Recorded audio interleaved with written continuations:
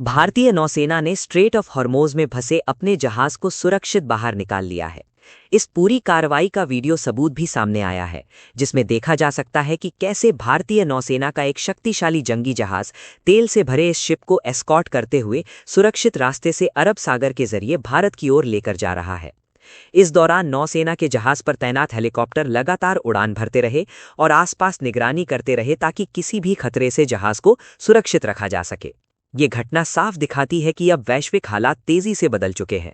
अंतर्राष्ट्रीय नियम और कानून अपनी जगह हैं, लेकिन असल में वही देश मजबूत स्थिति में है जिसके पास ताकत है और जो उसका सही समय पर इस्तेमाल करना जानता है।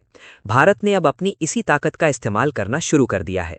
हाल ही में ईरान द्वारा एक भारतीय जहाज को कब्जे में लेने के बाद भारतीय नौसेना तुरंत सक्रिय हुई और जिन जहाज़ों पर खतरा मंडरा रहा था उन्हें सुरक्षित निकालने का काम शुरू कर दिया गया। सरकारी आंकड़ों के अनुसार अभी भी करीब 14 बड़े भारतीय जहाज स्ट्रेट ऑफ हॉर्मोज में फंसे हुए हैं, जिनमें बड़ी मात्रा में तेल लदा हुआ है। अगर ये तेल भारत तक नहीं पहुंचता तो देश में तेल संकट की स्थिति पैदा हो सकती है। ऐसी स्थिति में अगर ईरान और अमेरिका दोनों ही इस इलाके में नाकेबंदी जारी रखते हैं तो भारत के पास नौसेना का इस्तेमाल करने के अलावा ज्यादा विकल्प नहीं बचेगा। हालांकि जिन जहाज़ों को ईरान ने कब्जे में लिया है उनके मामले में भारत फिलहाल कूटनीतिक रास्ता अपना रहा है। बैक चैनल बातचीत जारी है और उम्मीद की जा रही है कि बिना किसी सैन्य कार्रवाई के उन जहाज़ों को छुड़वा लिया जाएगा। भारत की रणनीति फिलहाल यही है कि पहले बातचीत के जरिए समाधान निकाला जाए और अगर उससे बात ना बने तभी ताकत का इस्तेमाल किया जाए। लेकिन इस बीच एक नई चुनौती सामने आई है। ईरान ने ऐलान किया है कि अब स्ट्रेट ऑफ हॉर्मोज से गुजरने वाले सभी जहाज़ों से टोल वसूला जाएगा। यानी किसी भी देश का जहाज हो उसे इस रास्ते से गुजरने के लिए फीस देनी पड़ेगी। भारत के लिए ये स्थिति स्वीकार करना आसान नहीं है।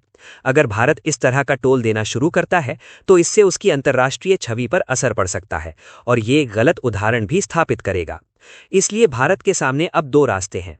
पहला, कूटनीतिक तरीके से ईरान के साथ ऐसा समझौता किया जाए जिसमें टोल देने की जरूरत ना पड़े। दूसरा, अगर ऐसा संभव ना हो तो इस इलाके में अपनी नौसेना की स्थायी तैनाती की जाए। एक संभावित समाधान ये भी हो सकता है कि भारत ईरान से नियमित रूप से कच्चा तेल खरीदने का समझौता करे और बदले में अपने जहाज़ों के लिए सुरक्षित रास्ता सुनिश्चित करे। पहले भी ऐसी स्थिति में भारत और ईरान के बीच समझौते हुए हैं, इसलिए ये विकल्प पूरी तरह संभव माना जा रहा है। अब सवाल ये है कि भारत को इस स्थिति में क्या रणनीति अपनानी चाहिए। क्या भारत को सीधे अपनी नौसेना तैनात कर देनी चाहिए या पहले कूटनीतिक रास्ते पर ही आगे बढ़ना चाहिए? आप इस मामले में क्या सोचते हैं? अपनी राय कमेंट में जरूर बताएं और ऐसी ही बड़ी खबरों के लिए हिंदी खबर शो को सब्सक्राइब करना ना भूलें।